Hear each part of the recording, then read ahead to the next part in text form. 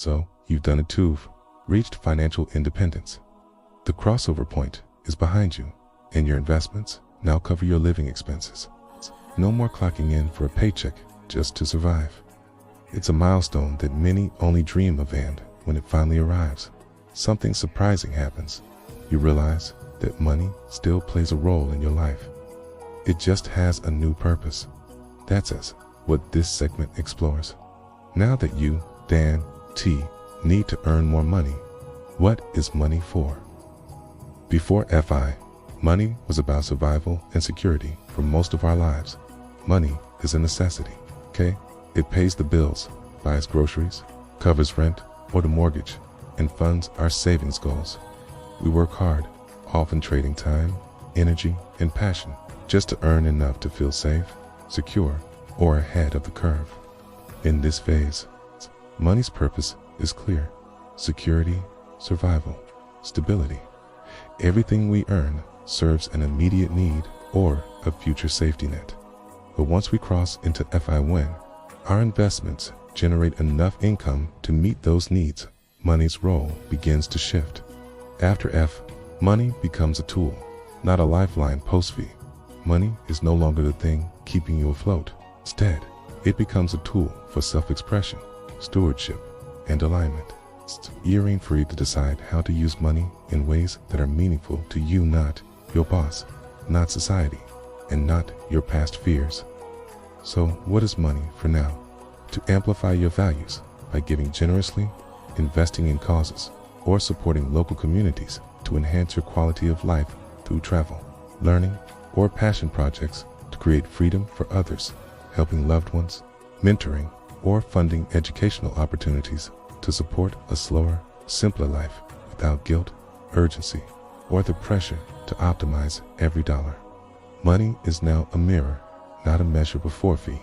Money is often a measuring stick. How much you earn, save, or spend can feel like a reflection of your worth or success. After fee, that mindset dissolves, a new one emerges. Money is a mirror. It reflects who you are and what matters to you. You no longer need to strive, accumulate, or win at finance.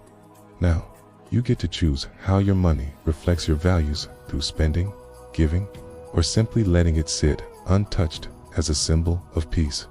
This new relationship can feel liberating, but also disorienting.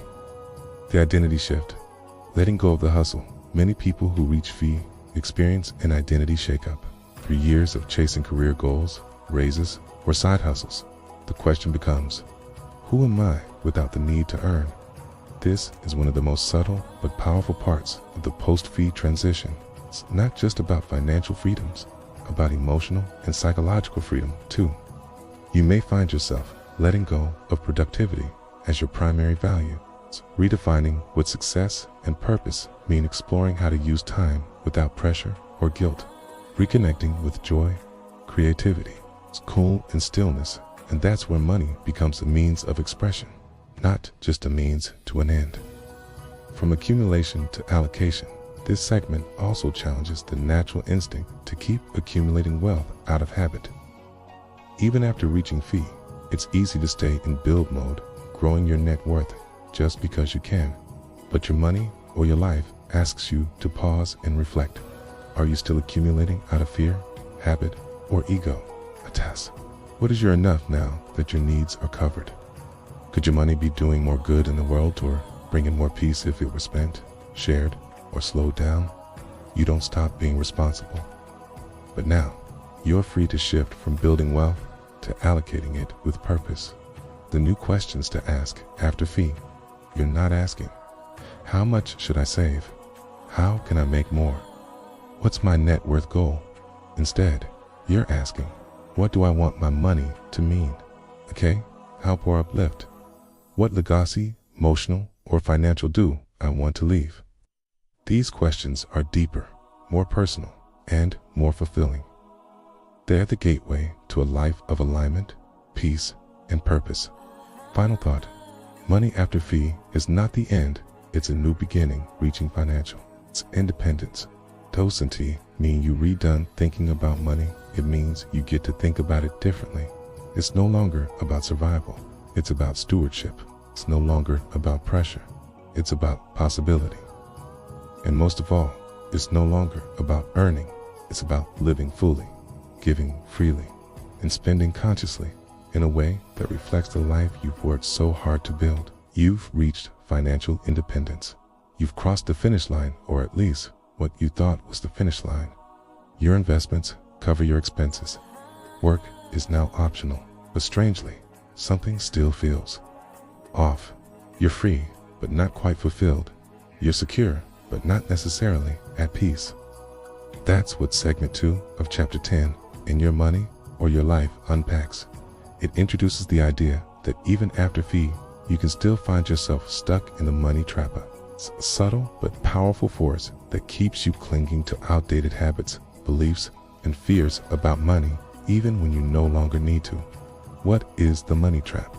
The money trap is the psychological and behavioral pattern where you continue to act like money is scarce, urgent, or central to your self-worth, even when it's not. You may have enough, more than enough, but you don't feel free. You're financially independent, but not emotionally independent from money. You're still running the same scripts. I need to make more. I shouldn't touch my investments. I don't feel secure unless I'm working. The trap isn't in your bank account, it's in your mindset. Science. You're in the money trap one. You keep working out of habit or fear you've reached fee. But you're still working full time, not because you love it, but because it feels unsafe to stop. Maybe you're afraid to dip into your investments. Maybe you just don't know who you'd be without work. Okay, money trap symptom. You're working from fear, not freedom. Okay, you still define yourself by your income or net worth. Even if you never spend it, your self-worth is tied to your financial worth. You feel more valuable when your portfolio grows and anxious when it dips. Money trap symptom. Your identity is still entangled with money performance. 3. You're afraid to spend even on things that matter. You delay travel, home improvements, or even generosity just in case. You've got plenty, but you live like you're still struggling. Money trap symptom. Scarcity mindset lingers, even in abundance. 4. You experience guilt for having more than enough. This one's emotional. You look at others who are struggling and feel bad that you're in a different place. So guilt can keep you from enjoying or using your money at all. Money trap symptom. You feel unworthy of freedom or abundance. 5.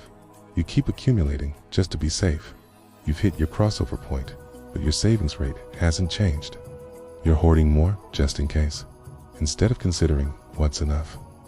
Money trap symptom. You're still chasing financial security after you've caught it. Why this happens, even when you know you're financially secure. Emotional patterns take longer to shift. Years of striving, scarcity, or financial anxiety don't just disappear overnight. The cultural script of more is better still runs in the background. And here's the tricky part. The money trap can feel productive. You're still saving. You're still working. You're being responsible, okay? But deep down, you're stuck in a loop that keeps you from truly enjoying the freedom you've earned. The cost of staying in the trap. Staying in the money trap after fee doesn't just waste time. It can quietly drain your joy, creativity, and sense of purpose. You risk missing out on meaningful life experiences, delaying your dreams indefinitely, withholding support from others when you could be generous, replacing one form of stress with another. The longer you stay trapped, the more your freedom starts to feel like a burden instead of a gift. How to begin freeing yourself. The rest of chapter 10 offers tools to get unstuck. But here's a preview of how to start. Revisit your enough number. Has it changed? Have your needs and values evolved? Reflect on what money means to you now. Is it about safety, status, or something else? Practice spending with intention, not recklessly, but mindfully, joyfully, in ways that reflect your purpose. Shift your identity from earner to steward, from accumulator to allocator. Freedom from money isn't just about not needing to earn. It's about being free from the fear that you'll never have enough even when you already do. Final thought. You've done the math now. Do the mindset work. Reaching fee is a huge accomplishment. But if you're still feeling like a prisoner to your money habits, you haven't fully crossed over. The money trap is real, but it's also optional, okay? And the key to escaping it isn't in your numbers. It's in your beliefs. So if you've earned your freedom, it's time to live like it. You've reached financial independence. Your investments cover your living expenses. You're no longer working for survival, you're working for choice, creativity, and contribution. So now the question becomes, what should you do with your money? That's the focus of segment 3 of chapter 10 in Your Money or Your Life. Exploring your options for where to put your money once you're no longer driven by fear, scarcity, or necessity. At this point, money stops being a lifeline and becomes a resource to steward wisely. You have freedom, but also a new responsibility to use your money in ways that align with your values, purpose, and the life you want to live. Option 1. Let it grow safely. One of the simplest paths is to preserve your wealth while letting it continue to grow steadily and safely. This typically means keeping investments in low-risk, low-cost vehicles like index funds, maintaining a diversified portfolio to protect against market volatility, keeping enough cash on hand for near-term needs, living off the income without touching the principal. This option is ideal if you're content with your current financial situation. You want maximum security and minimal stress. You plan to pass wealth along to heirs or causes later. Essentially, you're protecting your freedom without adding complexity. Option 2. Reinvest in yourself. Another option is to use some of your surplus money to invest in yourself, your passions, skills, and dreams. This could mean funding a creative project, starting a small business or consultancy, going back to school to study something you love, exploring travel, learning, or personal growth opportunities. Now that money isn't about survival. You can use it to enrich your life. Think of it as funding your fullest expression, not just your basic needs. This option fits if you crave growth, creativity, okay, or adventure. You want to shift from earning to experiencing, okay? You see yourself as your most valuable investment. Option 3. Give it away intentionally. Generosity takes center stage after FI. When you no longer need every dollar for yourself, you have the power to become a force for good. Options include donating to nonprofits, community projects, or global causes, setting up scholarship funds or microgrants, practicing direct giving, supporting individuals and families in need, volunteering your time, and using money to amplify your impact. This isn't about guilt or obligation. It's about using surplus life energy to heal, lift, and inspire. This path resonates if you feel a sense of stewardship and gratitude. You want to contribute to something bigger than yourself. You find joy in empowering others. It's option 4. Blend and balance. Most people choose a combination of the above strategies, keeping investments safe to maintain independence, using some money to explore dreams or creative endeavors, giving back through intentional generosity. The idea isn't to pick just one track hit. S, to design a blend that matches your values, aspirations, and season of life. The best question to ask yourself is, what balance of security, growth, and contribution feels right for me? Your plan doesn't have to be static either. It can evolve as your goals, interests, and opportunities change. Things to watch out for. While you now have incredible freedom, it's easy to fall into certain traps. Mindless spending that reintroduces stress, overaccumulation from fear of running out, decision paralysis, because now everything is possible. This is why intentional reflection is so important. Cool. Your money is no longer running the show you are. Be thoughtful, be playful, be purposeful.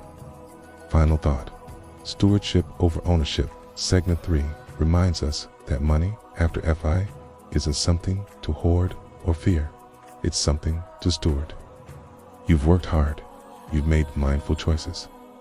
You've bought your freedom.